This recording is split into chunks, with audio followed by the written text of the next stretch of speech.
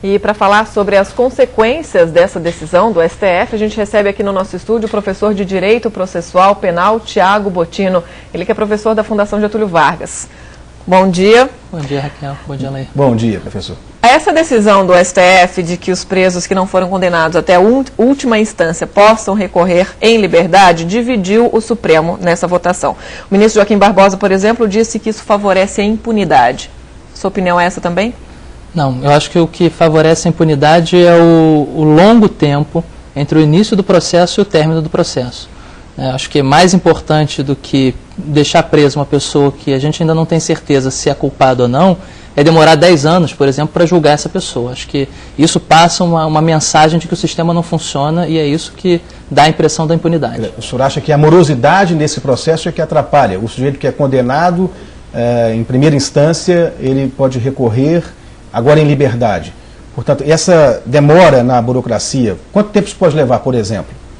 Entre o início do processo e o término? Entre o início do processo até o término 10 anos. 10 anos. Esse é um tempo muito longo, mas o que não significa que a gente tenha que, então, manter essa pessoa presa sem ter certeza de que ela é culpada e sem ter uma necessidade cautelar. Mesmo numa prisão em flagrante, por exemplo? Mesmo numa prisão em flagrante. Você faz uma prisão em flagrante e essa pessoa não precisa ficar presa. Muitas vezes você faz uma prisão em flagrante e a pena que essa pessoa vai receber não é uma pena de prisão. Então não teria sentido manter essa pessoa presa. O Supremo já julgou casos de pessoas que ficaram presas meses porque furtaram um tablete de manteiga, um vidro de shampoo ou um chinelo, sabendo que, na verdade, essa pessoa, se fosse condenada, receberia uma pena de prestação de serviços. Mas há casos e casos também, né, professor? Há casos e casos. Enfim, tem situações onde a pessoa precisa ficar presa. Mas o que é preciso ficar claro é que nós temos dois tipos de prisão, hoje em dia, autorizados pela Constituição. Uma prisão que é punição, uma prisão que é pena, que é aplicada porque a pessoa foi condenada e já há uma certeza jurídica de que ela é autora de um crime. Essa pessoa vai ser punida com prisão. E há uma prisão de necessidade. Uma prisão porque a pessoa pretende fugir, porque ela está praticando novos crimes, ou porque ela está ameaçando uma testemunha ou destruindo provas. Nessas prisões cautelares, o Supremo não mexeu. A única coisa que ele disse é, enquanto não houver certeza jurídica sobre a culpa penal, não se pode impor uma pena, uma punição. Ana Paula Couto, agora ao vivo de São Paulo, tem uma pergunta para o senhor. Ana. Professor Tiago, eu gostaria de repercutir ainda o argumento do ministro Joaquim Barbosa com o senhor. Ele diz que com todos esses recursos que o Brasil tem, o criminoso rico vai prolongar o processo indefinidamente e não irá nunca para a prisão. O senhor concorda? Eu concordo que o criminoso que tem condição de pagar um bom advogado, ele vai prolongar ao máximo, vai aproveitar todas as oportunidades que ele tem para eventualmente provar a inocência dele. E isso não é errado. Errado é que a Defensoria Pública não faça o mesmo para as pessoas pobres. Porque o sistema deveria funcionar da mesma forma para todas as pessoas. Então não é culpa do advogado se ele faz todos os recursos cabíveis para defender o cliente dele. A culpa é que a Defensoria Pública não faça a mesma coisa e a maior culpa é que o Judiciário não julgue todos esses recursos num tempo hábil. Assim, eu até concordo com a opinião do ministro Joaquim Barbosa de que o sistema de recursos hoje deveria ser modificado. Concordo que... Isso não deveria ter sido feito antes da aprovação dessa medida? Não, essa medida, na verdade, é de 88. Essa medida é a Constituição quem estabeleceu. Pois é, mas então até agora a Constituição estava sendo desrespeitada. Exatamente. Agora, não é a primeira regra constitucional que é desrespeitada. A verdade é que quando a nova Constituição foi promulgada, começou um processo lento de filtragem das normas constitucionais, das normas infraconstitucionais.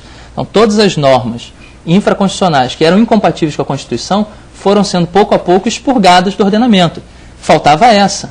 Esse artigo 637 do Código de Processo e o artigo 27, parágrafo 2º da Lei 8.038, que prevê que a pessoa possa ficar presa, mesmo sem a certeza de que ela é culpada, essas regras eram incompatíveis com a regra constitucional que diz: ninguém pode ser tratado como culpado antes de uma decisão final condenatória.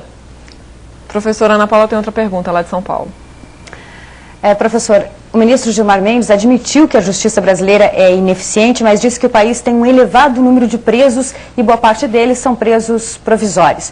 E que há um abuso da prisão preventiva. Esse foi o argumento dele para votar a favor no processo que dá ao réu o direito à liberdade até que se esgotem todos os recursos. Esse, portanto, foi um voto político. Não, o ministro tem razão quando diz que há um abuso de prisões processuais. Essa prisão que estava sendo discutida era uma prisão automática. né? Era uma prisão que a pessoa foi condenada em segundo grau, automaticamente ela tem que ser presa, ainda que ela ainda esteja discutindo isso. Essas prisões automáticas ou esse abuso na decretação de prisões é que gera essa situação de um número absurdo de presos. E muitos presos sem necessidade, né? Assim, o fato do Supremo ter que julgar um habeas corpus para colocar em liberdade uma pessoa que furtou um tablete de manteiga é um sinal de que o sistema não está funcionando. Assim, o ministro destacou que 1/3 dos habeas corpus que chegam no Supremo são concedidos. Não deveriam estar chegando. O sistema deveria estar funcionando antes que o Supremo fosse acionado. Agora, isso não abre brechas para outros crimes mais pesados, por exemplo, esse excesso de recursos, não abre alguma brecha para que... Dá uma sensação de impunidade também? Pode dar essa sensação de impunidade? Eu repito meu argumento, o que dá a sensação de impunidade é a demora na decisão final do judiciário, né? Mais importante do que prender todas as pessoas que são suspeitas é condenar as pessoas que são culpadas. Quer dizer, deveria haver uma modificação no sistema penal e no trabalho do judiciário. Exatamente, o judiciário deveria ser mais ágil no julgamento dessas demandas. Ou nós poderíamos pensar em outras formas. Existem formas de transformar o judiciário, de aumentar a eficiência do judiciário, se nós pegarmos, por exemplo, crimes que são leves e tirarmos do judiciário, trabalharmos com outras formas de solução que não sejam mediante processo criminal, que tem, enfim, etapas que devem necessariamente ser cumpridas. Assim, o fato de existir um recurso não é algo ruim, é algo bom. O sistema é feito para não condenar o inocente. Deixa eu só voltar ao meu argumento também. Essa medida não deveria ter sido aprovada antes deste modelo penal brasileiro burocrático, demorado, ter sido saneado, melhorado. E aí sim.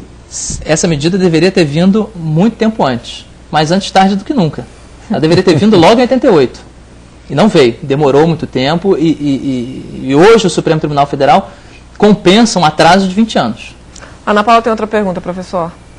Ana. Agora, professor, a Convenção Americana de Direitos Humanos, no qual o Brasil é signatário, não assegura direito irrestrito de recorrer em liberdade, muito menos até a quarta instância, como ocorre hoje no Brasil. Ou seja, a Convenção não foi observada pela maioria dos ministros do STF ontem.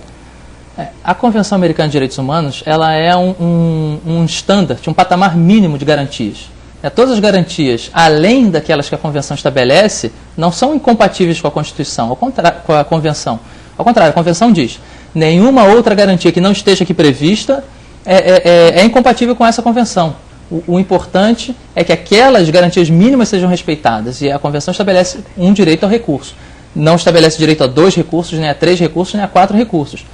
Mas isso é o sistema que nós temos hoje e ele pode ser modificado. Então, o Supremo tem caminhado, por exemplo, com o estabelecimento de uma súmula vinculante para que outras questões não continuem sendo levadas para lá. Ele determina que aquela decisão seja respeitada pelas instâncias inferiores. Então, isso vai diminuir o número de recursos. Tem uma série de medidas para dar um pouco mais de eficiência no funcionamento do sistema. É o que todos esperamos, né?